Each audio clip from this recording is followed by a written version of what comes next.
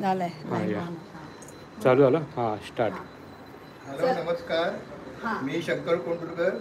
आमचं गणपतीला 1950 सालीपासून तो पूजन केलं आहे. त्याला तो 74 वर्ष पूर्ण झाली आणि 75 वर्षासाठी पदार्पण केलं.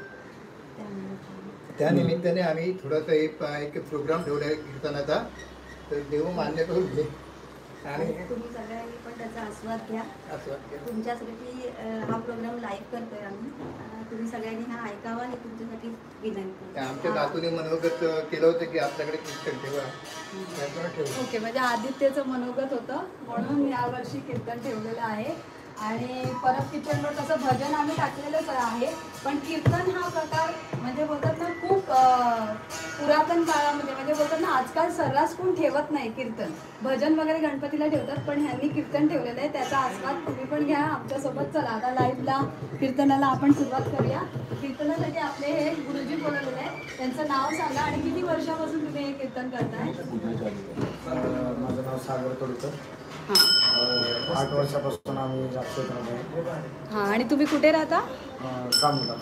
हां. आणि जर तुम्हाला कीर्तनाचा प्रोग्राम तुमच्या घरी म्हणजे त्यांच्या घरी जर बोलवायचं असेल तर तुमचा नंबर वगैरे असेल तो आम्ही तुम्हाला खाली देऊ. जर ह्यांचं कीर्तन तुम्हाला आवडलं आणि तुम्हाला ह्यांना बोलवायचं असेल तर त्यांच्यासोबत हे आलेले आहेत. बरं, ह्यांचं नाव सॉरी हां ओंकार महाराज जी. हां. आणि यांचं तुमचं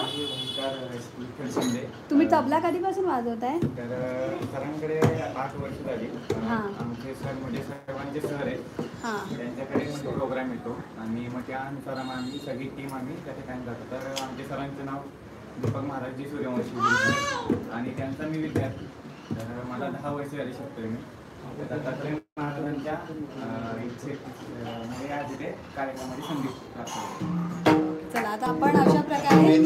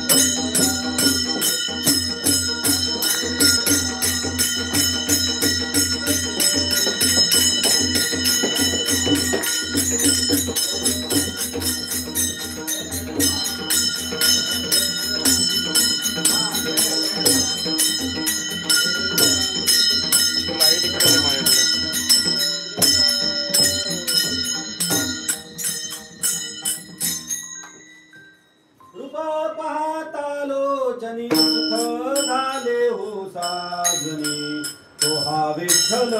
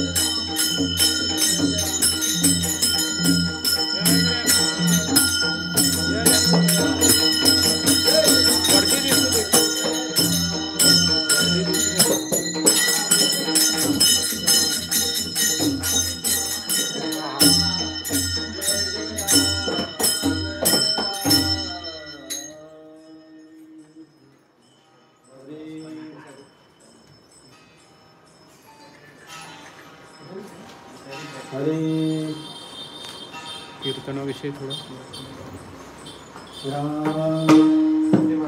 निष्ठावंत भाव भक्ताचा स्वधर्म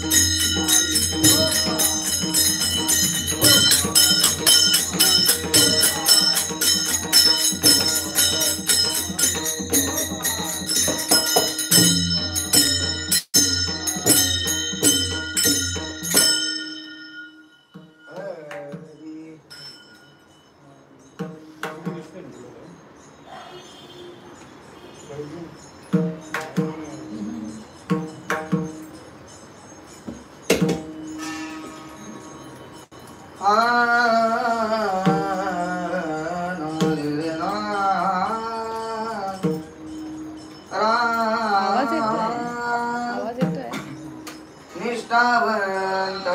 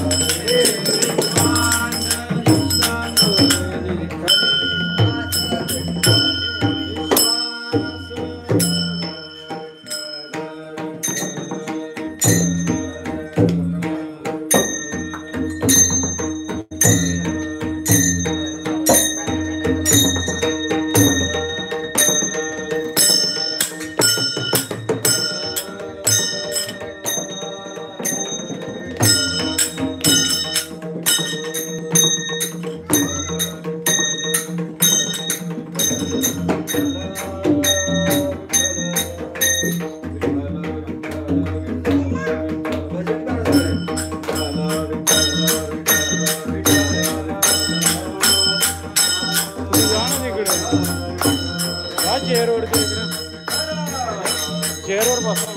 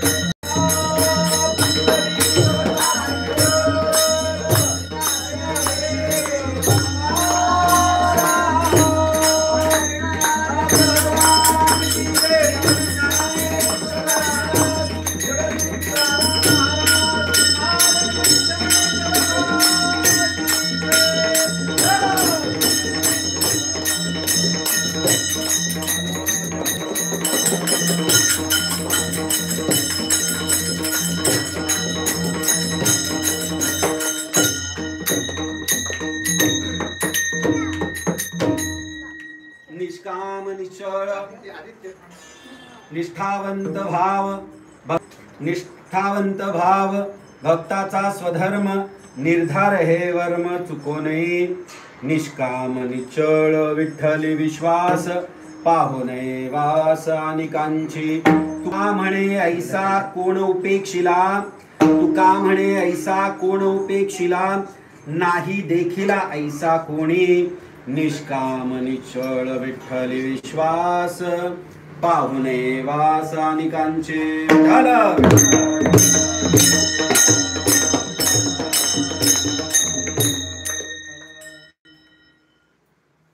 वक्रतुंड महाकाय सूर्यकोटी समप्रभ निर्विघ्नं कुरु मे देव सर्वकार्येषु सर्वदा महायोगपीठे तटे भीमरत्यां वरं पुण्डरीकाय दातुं मुनीन्द्रे समागत्य तिष्ठन्तमानन्दकन्दं परब्रह्मलिङ्गं भजे पाण्डुरङ्गं पाण्डुरङ्गाकरो व्रतं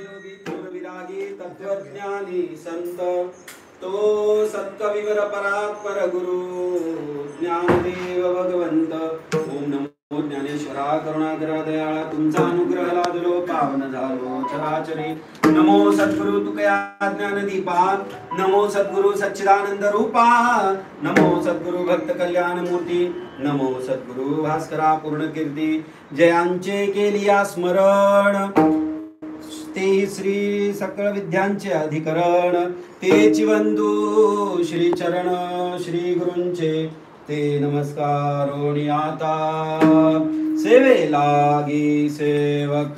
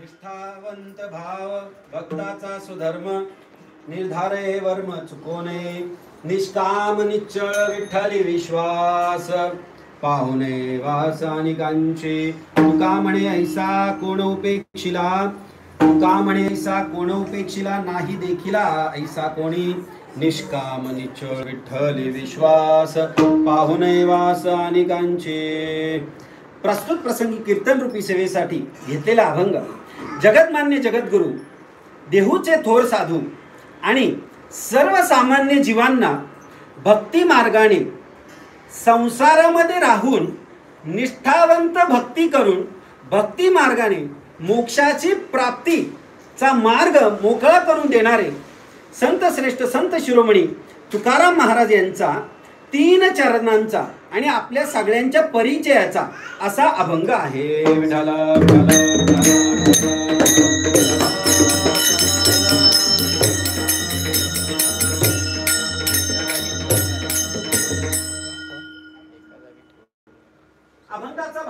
पाहता पाहता तुकाराम महाराज या ठिकाणी आपल्याला निष्ठावंत भक्ती कशी करावी, निष्ठावंत भाव कसा असावा, निष्ठावंत भक्ती करत असताना त्या भक्ताचा स्वधर्म कोणता आहे, तो स्वधर्म तो भक्त त्याचं पालन करत असताना त्याने कोणत्या गोष्टींचा निर्धार करायचा आहे आणि असा निर्धार करत ही भक्ती करत असताना त्या भक्तीमध्ये कोणती तत्व पाळायची आहेत, निष्काम निश्चळ विठ्ठल विश्वास. आणि अशी भक्ती केल्यानंतर तुकाराम महाराज असं आपल्याला ठणकावून सांगत आहेत, तुका म्हणे ऐसा कोण उपेक्षिला. अशी भक्ती केल्यानंतर त्या भगवंताकडून अशा कोणत्याही भक्ताची उपेक्षा होत नाही. आणि अशी आपण कधी कुणी ऐकलेलं देखील नाहीये.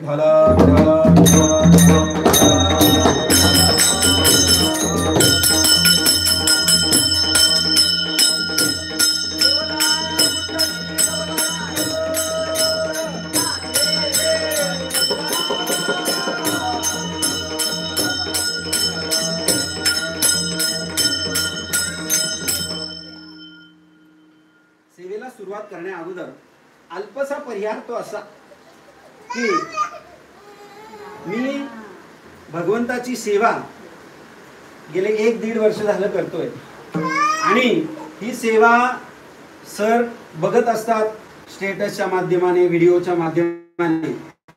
तर सरांनी मागच्या वर्षी सांगितलं होतं की आपण गणेशोत्सवामध्ये आवर्जून असा कार्यक्रम घेऊया. तो कधी आणि कसा करायचा हे ठरलेलं नव्हतं आणि माझ्याही लक्षात नव्हतं. पण सरांनी 9व्या दिवशी 7व्या-8व्या दिवशी सरांनी फोन केला की नाही नाही आपल्याला कार्यक्रम करायचा आहे. सरांचे 9-10 कॉल आले. विषय आम्हाला वेगळाच वाटला की काय वेगळा विषय, माझ्या मनात वेगळेच विचार, काय कंपनीच्या रिलेटेड काहीतरी विषय आहे का, फोनच उचलायला तयार नाही. पण सरांनी काही फोन करणं सोडून दिलं नाही. ह्या फोनवरून ह्या फोनवर 13 मिस कॉल आले टोटल 13. आणि या 13 मिस कॉल नंतर फोन घेतल्यानंतर लक्षात आलं की दिलासा आला, कामाचं काही नाहीये, कार्यक्रमासंदर्भात आहे. आणि मग कार्यक्रमासंदर्भात बोलणं झाल्यानंतर अतिशय आनंद झाला की नाही आता सरांकडे आपल्याला सेवा करायची आहे. आणि सरांनी फक्त विचारलं की तुम्ही या काय काय तयारी करायला लागेल ती आपण करू. नंतर वेळेचा थोडासा प्रॉब्लेम झाला. त्याही वेळेला सरांनी तयारी दर्शवली, हरकत नाही, तुम्हाला तुमच्या वेळेला यायचे त्या वेळेला या. हे सांगण्याचं कारण असं आहे की भाग्यवंता घरी भजन पूजन पाहि रघुनंदन वाट पाहे त्याची रघुनंदन असं प्रमाणे. म्हणजे साक्षात भगवान परमात्मा अशा भक्तांची वाट पाहत असतात.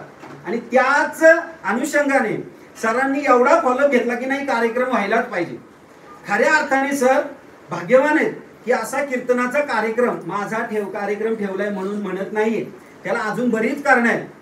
आज असा योगायोग आहे की कारण माझं भाग्य आहे असं की आज साक्षात भगवान महाप्रभूंचा 5वा अवतार वामन अवतार, वामन जयंती आहे आज. आणि त्या वामन जयंतीच्या मुहूर्तावर आज मला सेवा करण्याची संधी या ठिकाणी मिळते. आणि याचं जे काही निमित्त आहे ते सर आहे. दुसरी गोष्ट अशी, हा पण योगायोग आहे की ही जी गादी आहे ही नारदाची गादी आपण म्हणतो ना, ही नारदाची गादी आहे की या गादीवरती भगवान नारदांनी भक्ती केल्यानंतर किंवा या गादीवरती भगवान परमात्म्याचं स्तुती कीर्तन केल्यानंतर, नामस्मरण केल्यानंतर त्या भगवान परमात्म्याला आनंद होतो. आणि त्या आनंदाचं साधन म्हणजे वीणा. आणि हा वीणा आज आपल्या घरामध्ये नवीनच वीणा. काल आम्ही पंढरपूरला, काल एकादशी होती, तर काल पंढरपूरला जाऊन आल्यानंतर नवीन वीणा. आणि आमच्या सागर महाराजांनी कोणताही विचार न करता ते म्हणे आपण कीर्तन, आज वामन जयंती आहे तसेच आज कीर्तनाचा कार्यक्रम आहे तर त्याच ठिकाणी आपण नवीन वीणाचं पूजन करू. असा अत्यंत योग जुळून आलेला, भक्तियोग जुळून आलेला असा हा मुहूर्ताची वेळ आहे असं आपण समजू आणि अशाच या मुहूर्ता वेळी, भाग्याच्या वेळी आपण या कार्यक्रमाची सुरुवात करत आहोत. कार्यक्रमाला तुम्हाला जरी ही मुलं लहान दिसत असली तरी माझ्यापेक्षा अतिशय मोठी साधना केलेली ही मुलं आहे. त्यांना मुलं म्हणणं तसं माझ्यासाठी चुकीचं आहे, कारण यांची साधना खूप आहे. सागर महाराज हे अत्यंत निष्ठेचे खडाचे वारकरी आहेत आणि हे सगळे हे अत्यंत उत्तम गायक आहेत. म्हणजे मोठमोठे जे वारकरी संप्रदायामध्ये जे वक्ते आहेत त्यांच्याबरोबर कीर्तनाची सेवा करतात. त्याच्यानंतर हे ओंकार महाराज शिंदे, अतिशय उत्तम तयारीचे ओंकार महाराज. जी टीव्हीला जो कार्यक्रम असतो त्या ठिकाणी सुद्धा साथ करण्याचं काम यांनी, सेवा करण्याचं काम यांनी केलंय. हे देखील गायक आणि मृदंग वादक अशा सगळ्या वारकऱ्यांचा या ठिकाणी आज वामन जयंतीच्या दिवशी मेळा जमलेला आहे. आणि आपण असं समजू की भगवान गणेशाचीच इच्छा होती की त्या भगवान परमात्म्याचे आज जयंती उत्सव आहे, तर त्या जयंती उत्सवा दिवशी ही सेवा व्हावी. तर आपण सगळ्यांनी मिळून ही सेवा त्या गणेशाच्या चरणी आणि भगवान वामन देवांच्या चरणी अर्पण करू आणि एकच सांगू, घ्यावी घ्यावी माझी सेवा.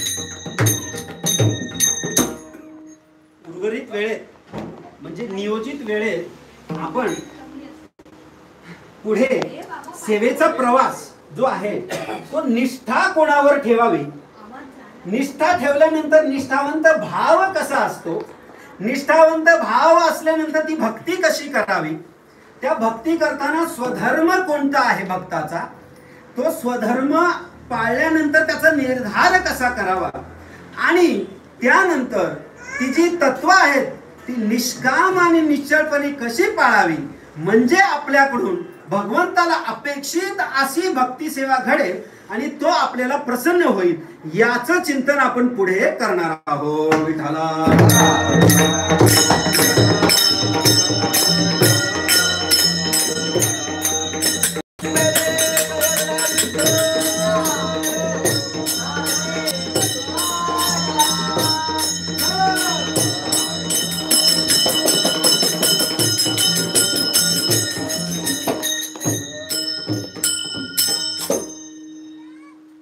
भगवंताची सेवा करत असताना सर्वसामान्य जनतेमध्ये देवाची पूजा करणं असाच एक भाव आहे, देवाची पूजा करणं.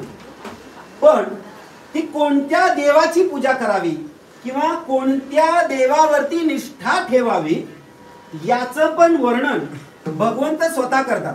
काय म्हणतात, तस्मात् शास्त्रम प्रमाणं ते तस्मात् शास्त्रं प्रमाणं ते कार्य व्यवस्थितो ज्ञात्वा शास्त्रं विधानोक्तं कर्म कर्तुर्मर्हसि.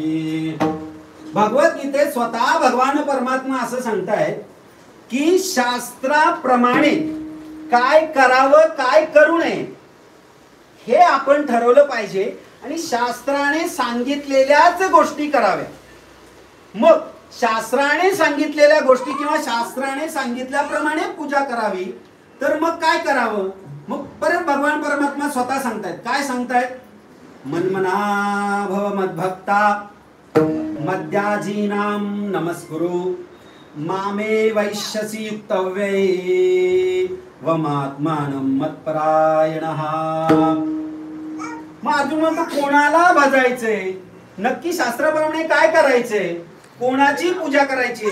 भगवान परमात्मा स्वतः म्हणतायत की तू माझ्यामध्येच मन ठेव, मलाच भज, माझीच पूजा कर, माझीच उपासना कर, मलाच मान, म्हणजे तुझा उद्धार निश्चित होईल.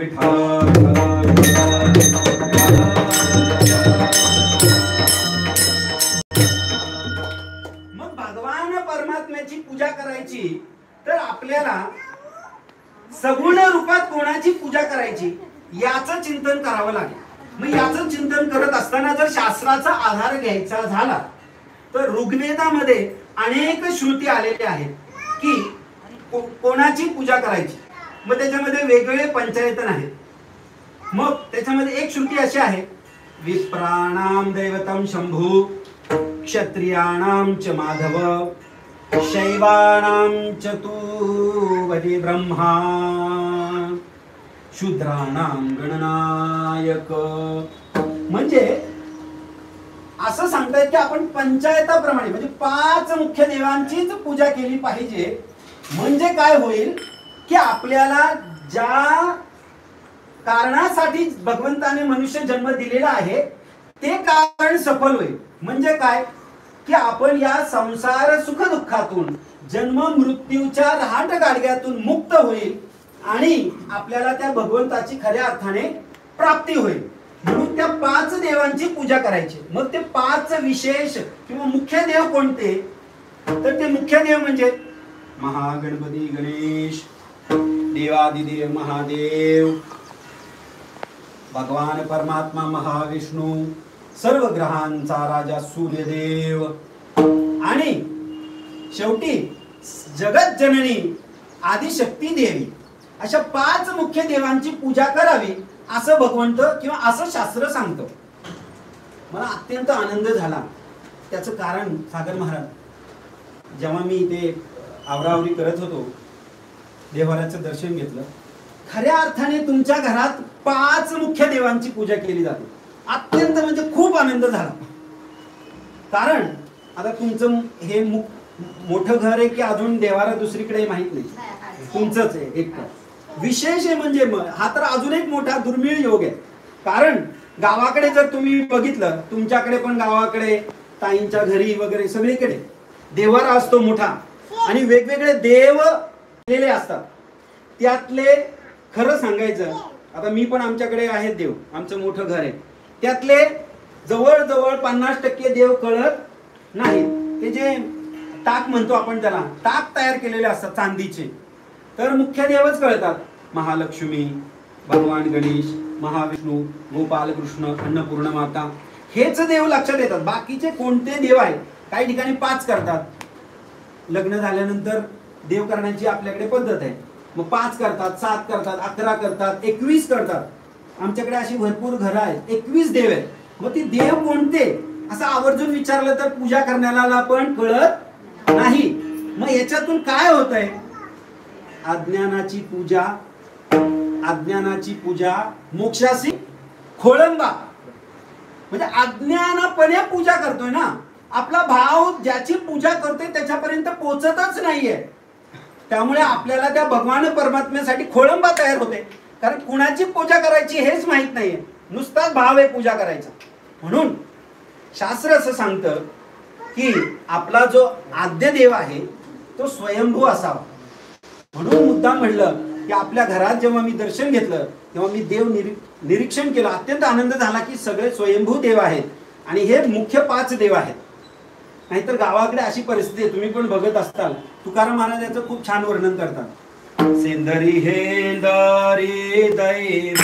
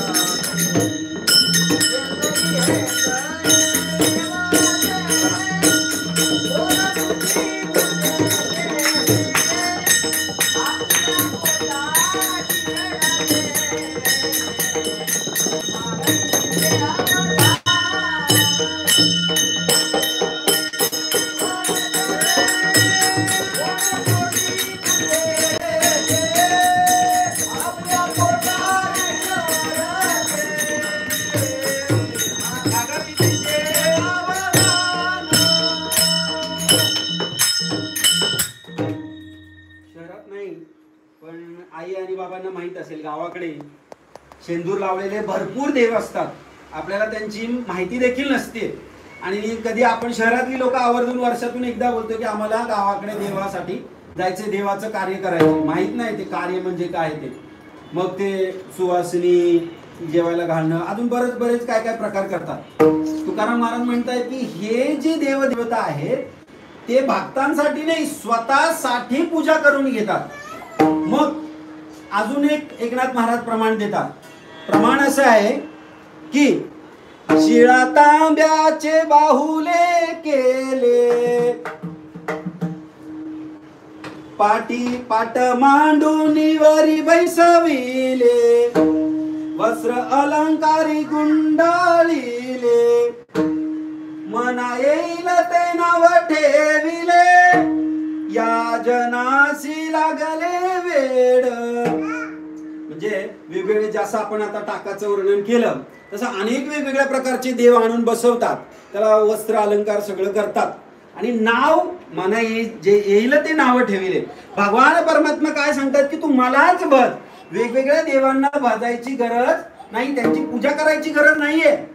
आणि असं असल्यामुळे मग कोणावर निष्ठा ठेवायची हे लक्षात आल्यानंतर मग ती कशी निष्ठा ठेवल्यानंतर त्याची भक्ती करायची हे अभंगाचं पहिलं चरण आहे.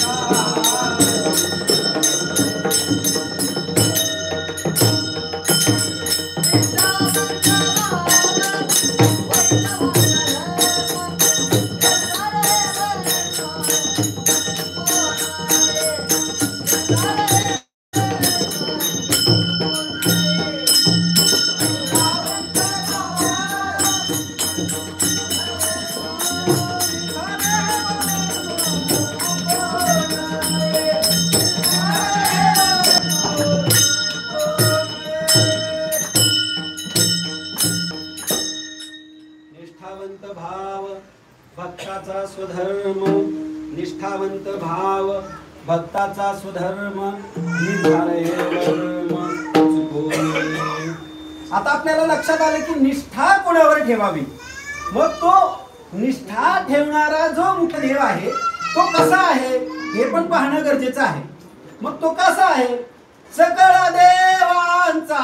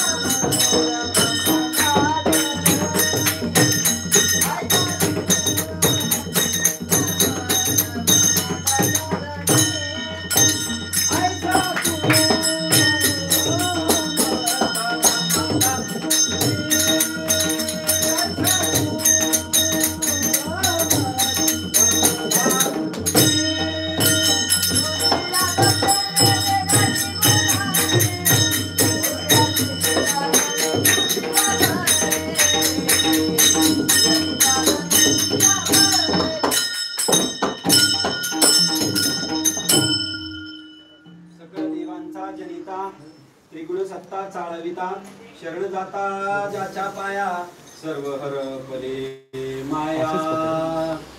तो सगळं देवांचा निर्माण करताय. मग कोण येतो? ओंकार प्रधान रूप गणेशाचे, ओंकार प्रधान रूप गणेशाचे.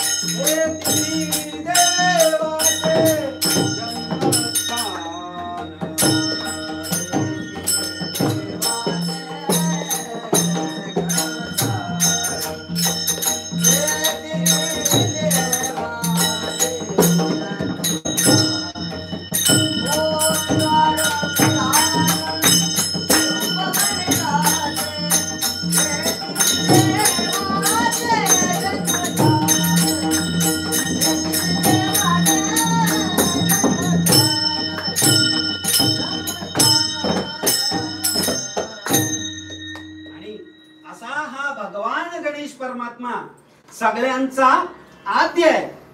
माऊली सुद्धा अत्यंत सुंदर वर्णन करतात. ओम नमोजी आद्या वेद प्रतिपाद्या, जय जय सुसंवेद्या देवा तुळशी गणेशु सकलार्थमती प्रकाशु, मणे निवृत्तीदास धारी जो आकार चरण युगुल, उकार उदर विशाल, मकार महामंडल मस्तकाकारे.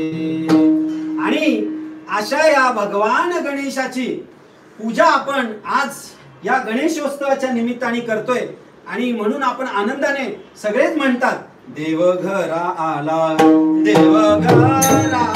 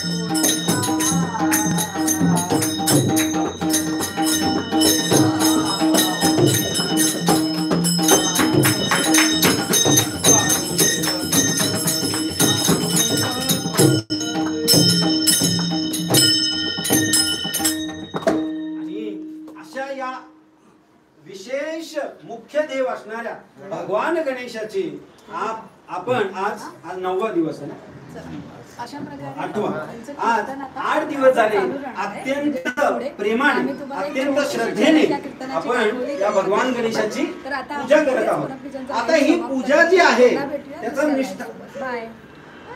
कट कट कट इकडे विठ्ठल